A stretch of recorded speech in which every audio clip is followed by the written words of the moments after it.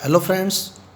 Topic जो हमारा चल रहा था ग्लूकोज की रासायनिक अभिक्रियाएं, जिसमें हमारे पास दो अभिक्रियाएं पेंडिंग थी, एक तो फेनिल हाइड्रोजन के साथ और एक सांद्र HNO3 के साथ। तो ये दो अभिक्रियाएं आज हम डिस्कस करें, एक तो फेनिल हाइड्रोजन और एक सांद्र HNO3। पहले तो फेनिल हाइड्रोजन का फार्मूला देखें। फेनिल हाइड्रोजन, तो हाइड्रोजन का जो सूत्र होता है NH2NH2, यह हाइड्रोजन का सूत्र है NH2NH2। अब मेरे को चाहिए फेनिल हाइड्रोजन, तो मैं इसमें से एक H हटाकर वहाँ फेनिल समूह लगा दूंगा, फेनिल समूह C6H5 या फिर वलय लगा दें। तो ये फेनिल हाइड्रोजन का सूत्र बन गया NH2NH C6H5, या तो वलय लगा दें या C6H5 डिनोट कर दें। ये फेनिल समूह होता है हाइड्रोजन NH2NH2। एक H का प्रतिस्थापन फेनिल समूह द्वारा कर दिया तो फेनिल हाइड्रोजन बन जाता है। अब ग्लूकोज की अभिक्रिया फेनिल हाइड्रोजन से करवानी है तो सेम ये उसी प्रकार क्रिया करता है जैसे हाइड्रोक्सिल अमीन ने की थी। तो हाइड्रोक्सिल अमीन वाली अभिक्रिया हम पीछे पढ़ चुके हैं। जिन्होंने रासायनिक अभिक्रियाओं के वीडियो नहीं देखे हैं तो दोनों वीडियोज़ के लिंक मैं डिस्क्रिप्शन बॉक्स में डाल रहा हूँ, तो वहाँ से ये रासायनिक अभिक्रियाएँ आप देखें, फिर फेनिल हाइड्रोजन पे चलें। तो हमारी जो बुक है उसमें फेनिल हाइड्रोजन की अभिक्रिया जो की हुई है वो भी बता दूंगा और मेरे स्टेप भी बता दूंगा आपको मैं। पहले तो ग्लूकोज का सूत्र लिखें, CHOH, सेकेंड OH जो होता है राइट साइड में होता है, फिर COH, CHOH, CHOH, CH2OH। अब फेनिल हाइड्रोजन हो गया NH2NHC6H5। अब ऑक्सीजन में इस जगह हमने यहाँ OH पढ़ा था और फेनिल हाइड्रोजन NH2NHC6H5 है। अब होगा वही जैसे हाइड्रोक्सिल अमीन ने क्रिया की थी। हाइड्रोक्सिल अमीन जब ऑक्सीजन बनाया था हमने तो यहाँ हाइड्रोक्सिल अमीन लिया था, इस जगह OH पढ़ा था। अब हम फेनिल हाइड्रोजन पढ़ रहे हैं तो OH की जगह ये ग्रुप आ गया, लेकिन रिएक्शन इसी ने करनी है। जैसे हमने हाइड्रोक्सिल अमीन से ऑक्सीजन बनाया था सेम उसी प्रकार से वहाँ भी जल निकाला था और यहाँ भी जल निकाल लेंगे। तो ये जल निकल गया। जल निकलने के बाद HC डबल बॉन्ड के बाद N बचा, आगे NHC6H5 फेनिल हाइड्रोजन बन गया। अब नीचे CHOH, COHH, CHOH, CHOH, CH2OH। अब एक अणु और फेनिल हाइड्रोजन का यहाँ क्रिया करता है। हमारी बुक में यहाँ दोनों अणु इकट्ठे दिखा दिए हैं, लेकिन मैं स्टेप बाय स्टेप पूरी रिएक्शन कर रहा हूँ। ये फेनिल हाइड्रोजन का एक और अणु। अब ये अणु कैसे क्रिया करेगा वो देखें आप। तो ये अणु जब क्रिया करता है, फेनिल हाइड्रोजन का अणु इस हाइड्रोजन से, जो हाइड्रोजन बना है इससे क्रिया करता है, तो सेकंड कार्बन पर रिएक्शन होती है। अब ये रिएक्शन क्या होगी, NH2 इस H से क्रिया कर जाएगा तो NH3 बन जाएगा। तो एक तो यहाँ से अमोनिया निकल जाएगी और दूसरा C6H5NH जो है वो इस H से क्रिया कर जाएगा, तो यहाँ से एनिलीन निकल जाएगी C6H5NH2। एनिलीन का सूत्र है ये। तो एक तो यहाँ से अमोनिया निकल गई और एक यहाँ से एनिलीन निकल गई। तो अमोनिया और एनिलीन निकलने के बाद यहाँ CO कीटोन समूह बच गया। तो अब कीटो हाइड्रोजन बन गया HC double bond N NHC6H5।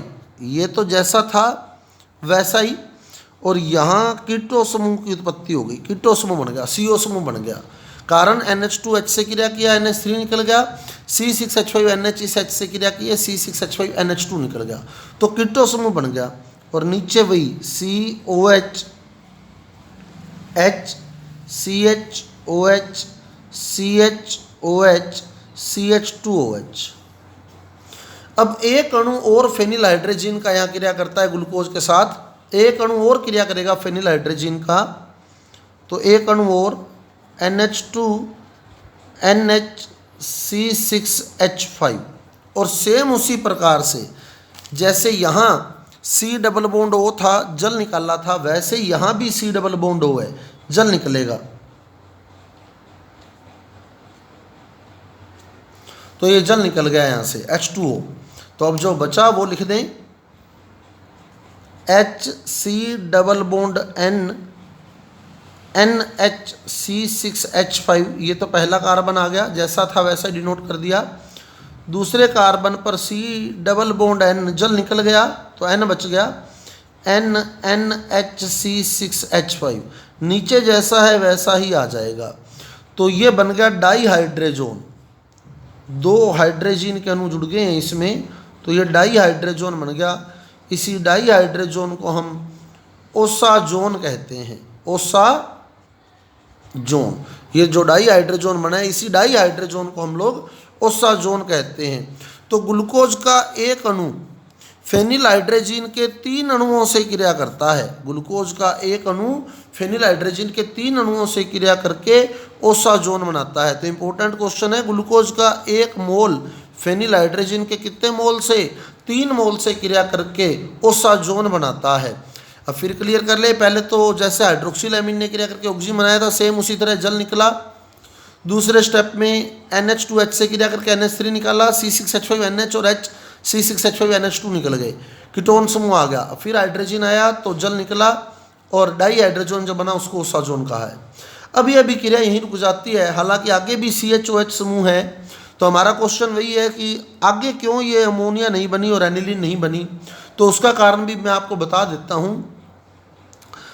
एक N का जो हाइड्रोजन है, ये वाला हाइड्रोजन, ये इस N के साथ हाइड्रोजन बंध बना लेता है, यहाँ हाइड्रोजन बॉन्ड बन जाता है, और हाइड्रोजन बॉन्ड के कारण ये स्थायी हो जाता है, और स्थायी होने के कारण ये आगे क्रिया नहीं करता। तो ओसाजोन जो है वो स्थायी अणु है हाइड्रोजन बंध बनने के कारण, इसलिए इसकी क्रिया जो है वो यहाँ रुक जाती है। तो ग्लूकोज का 1 मोल फेनिल हाइड्रोजन के 3 मोल से क्रिया करता है। अब बात करें हम सांद्र HNO3 की, सांद्र HNO3 से अभिक्रिया। तो सांद्र HNO3 बता दूं आपको, एक ऑक्सीकारक है जो एल्डिहाइड का ऑक्सीकरण करने की क्षमता रखता है, और 1 डिग्री अल्कोहलिक ग्रुप का ऑक्सीकरण करने की क्षमता रखता है। जो एल्डिहाइड और 1 डिग्री अल्कोहल का ऑक्सीकरण करने की क्षमता रखता है, सांद्र HNO3 एक ऑक्सीकारक है जो एल्डिहाइड और 1 डिग्री अल्कोहल का ऑक्सीकरण करने की क्षमता रखता है। तो ग्लूकोज में एल्डिहाइड समूह की पुष्टि तो हम पहले ही कर चुके हैं, ग्लूकोज में एल्डिहाइड समूह है, तो एल्डिहाइड समूह का ऑक्सीकरण तो होना ही होना था, और अगर किसी और समूह का भी ऑक्सीकरण हो गया तो इसका मतलब वो समूह 1 डिग्री अल्कोहल होगा। तो सांद्र HNO3 की क्रिया जब हम ग्लूकोज से करवाते हैं तो इसका ऑक्सीकरण तो होना ही होना था, लेकिन इस 1 डिग्री अल्कोहल का भी ऑक्सीकरण हो जाता है, तो यानी ऑक्सीकरण 2 जगह हो जाता है। तो फिर जो पुष्टि हुई वो ये पुष्टि हुई भी एल्डिहाइड तो था ही था, इसका ऑक्सीकरण तो निश्चित ही था कि होना है, लेकिन एक जगह और ऑक्सीकरण हुआ, तो इसका मतलब एल्डिहाइड के अलावा 1 डिग्री अल्कोहल ग्रुप भी ग्लूकोज में उपस्थित है। तो ग्लूकोज की संरचना क्या थी? CHOH COHH CHOH CHOH CH2OH। तो ये ग्लूकोज की संरचना थी हमारे पास। तो ये ग्लूकोज की संरचना हो गई हमारे पास।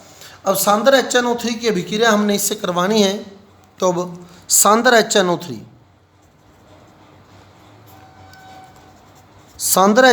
जो है वो एक ऑक्सीकारक है।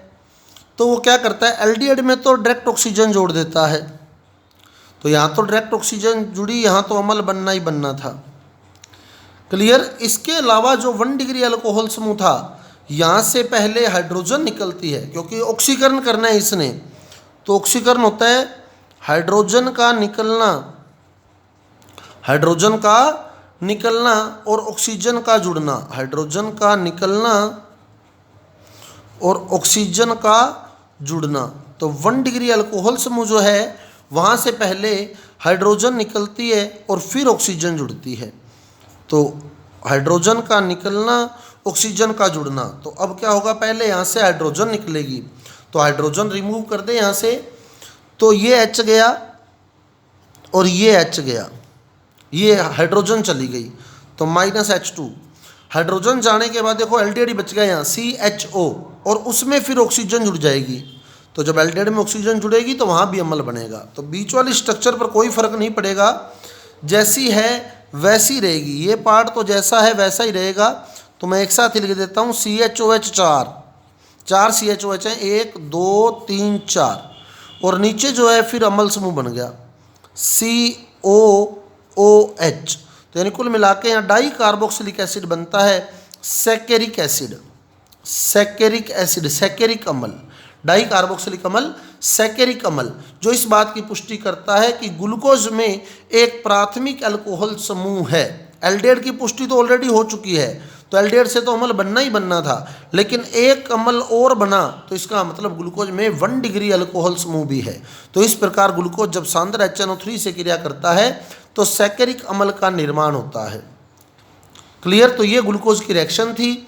अब कुछ चर्चा करें हम ग्लूकोज की वापिस एक बार। तो ग्लूकोज की हमने कुछ अभिक्रियाएं पढ़ी, जैसे इसने फेलिंग विलेन का अपचयन किया, टोलेन अभिकर्मक का अपचयन किया, हाइड्रोक्सिल एमीन से क्रिया करके ऑक्सिम बनाया, फेनिल हाइड्रोजन से क्रिया करके ओसाजोन बनाया। इसके अलावा इसने परिवर्ती ध्रुवण घूर्णन प्रदर्शित किया। तो ये जो पॉइंट हैं ये अपचायक और अनअपचायक शर्करा में विभेद करने के काम आते हैं। ग्लूकोज एक अपचायक शर्करा है क्योंकि यह फेलिंग विलेन का अपचयन भी करती है और टोलेन अभिकर्मक का अपचयन भी करती है। फेलिंग विलेन और टोलेन अभिकर्मक का अपचयन भी करती है। फेलिंग विलेन का भी अपचयन करती है, टोलेन अभिकर्मक का भी अपचयन करती है। तो जो अपचयन करती है वही अपचायक होती है। तो ये जो पॉइंट है ये अपचायक और अनअपचायक शर्करा में विभेद करने के काम आते हैं। अगर हमें कह दें अपचायक और अनअपचायक शर्करा में विभेद के परीक्षण लिखिए, तो हम जो फेलिंग विलेन का अपचयन करेगी वो अपचायक शर्करा है, जो टोलेन अभिकर्मक का अपचयन करेगी वो अपचायक शर्करा है, जो हाइड्रोक्सिल एमीन से क्रिया करके ऑक्सिम बनाएगी वो अपचायक शर्करा है, जो फेनिल हाइड्रोजन से क्रिया करके ओसाजोन बनाएगी वो अपचायक शर्करा है, जो परिवर्ती ध्रुवण घूर्णन दर्शाएगी वो अपचायक शर्करा है, और ये गुण नहीं दर्शाएंगे वो अनअपचायक शर्कराएं हैं। तो इसका यूज हम डाइसैकेराइड में करते हैं। मेन सुक्रोज जो है वो अनअपचायक डाइसैकेराइड है और माल्टोज और लैक्टोज अपचायक डाइसैकेराइड है।